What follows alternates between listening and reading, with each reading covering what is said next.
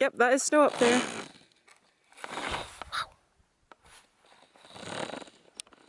think when we swim over, we swim to that little bit that points out.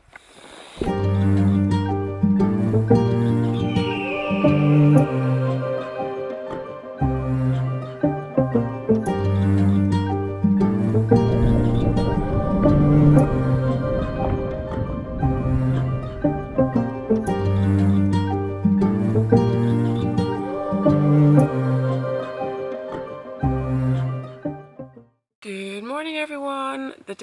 What day is it today? Thursday. Thursday. Last night we managed to basically find a place to put the van. We were supposed to be staying at Miles, our friend's little bit of land, but we couldn't find it. It was super late. It was like, what, 12 o'clock or something? So we just set camp here and slept in the bed in the van, and it is gorgeous sunshine right now. Time is 8:30. Midges are bad, lots and lots of midges, so we're gonna have to try and have breakfast somehow, and then we're going to try and make it to the next car park and then get started for Loch number 4. So we decided we wanted to have breakfast in a midgie-free zone, so we actually drove to the car park of the next loch. We hung out all of our wet gear because we didn't have time or any space to do it the day before. We had our breakfast, which every day seemed to be porridge and berries that we took with us in a little refrigerator type thing, and we ate and then got on our bikes.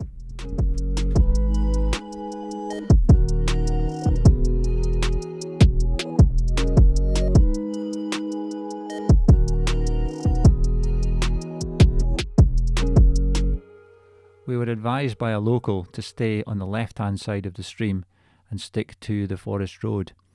But we then realised we actually had to cut back on ourselves and cross over a small bridge and then follow the stream. But we were soon back on track and able to stash the bikes and start the hike. How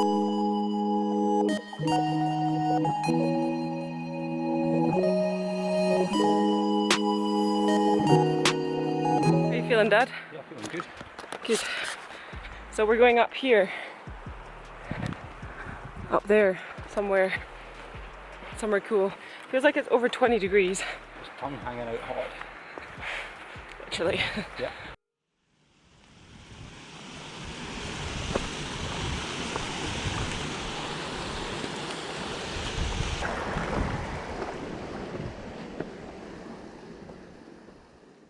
So we're heading up over there.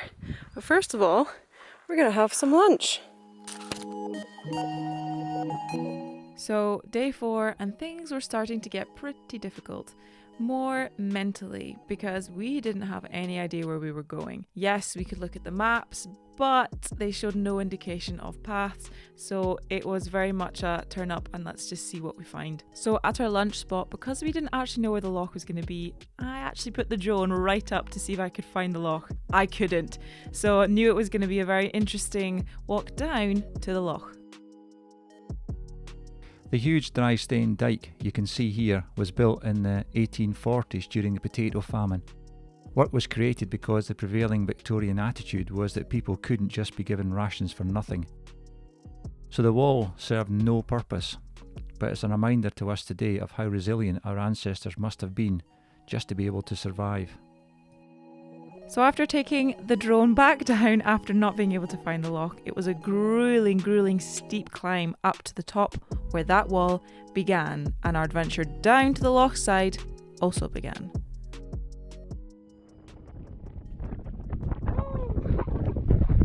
So we're going down to there. We've got such a long way to go down. That's wide as well. Right, well, let's go for it. Let's get it done.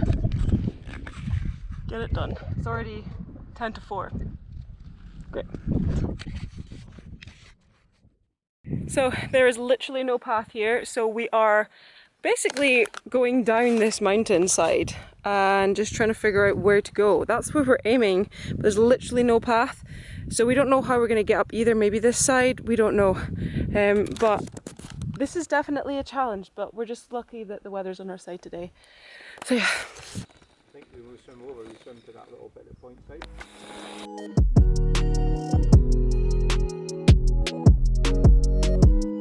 Having crossed over the wall, we had to carefully pick our way down the very steep rocky section to the Loch. Our route is shown in red. Although hard on the legs, it was a lot easier to climb back up than it was to get down in the first place.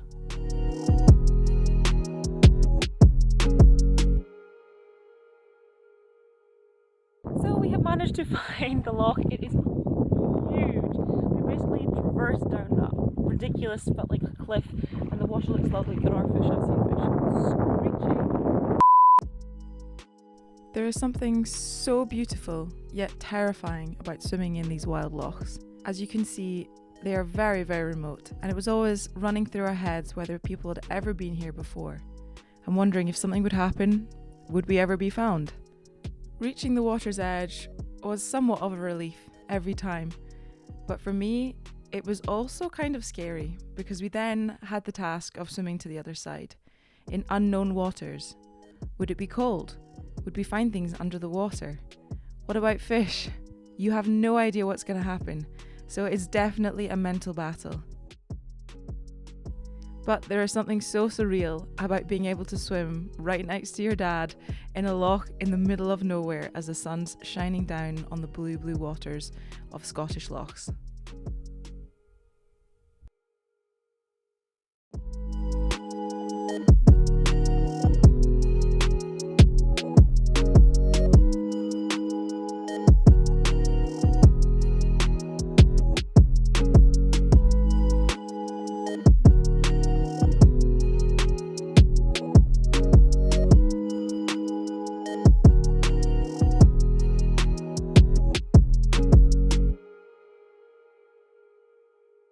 Once we completed the swim, we climbed back up the steep section to the top of the ridge, where we crossed over the dry stone dyke. It was a long walk down the valley, so it was a relief to get back on the bikes to make the short but very fast and dusty cycle back to the van. So we just walked all the way from the top all the way down back to where our bikes are. Helmets are on, we're gonna get on the bikes and we're gonna zip whoop all the way back down to the van and then grab some food. The time now is 9 minutes past 8, so it's been another long day. So we'll recap when we get back to the van. See you there. And we made it back. Oh, and it's still sunny, so we're gonna hang up the wetsuits and grab some food. What a beautiful day. So, in conclusion for today, it was a very interesting one. We were getting pretty tired physically and mentally, but the sun was shining and we met some amazing people on the way. They were asking about what we were doing and we told them, and they thought it was really interesting that we were doing something so different. So some things that we haven't mentioned are about how many bugs were biting us. I got bit really bad in the butt, which was really sore when I was cycling. Also, how heavy our bags were, what was in them, and the food that we took. All things that we're going to do in a video in the future. But today was fantastic. On to day number 5. Get food, go to sleep, ready.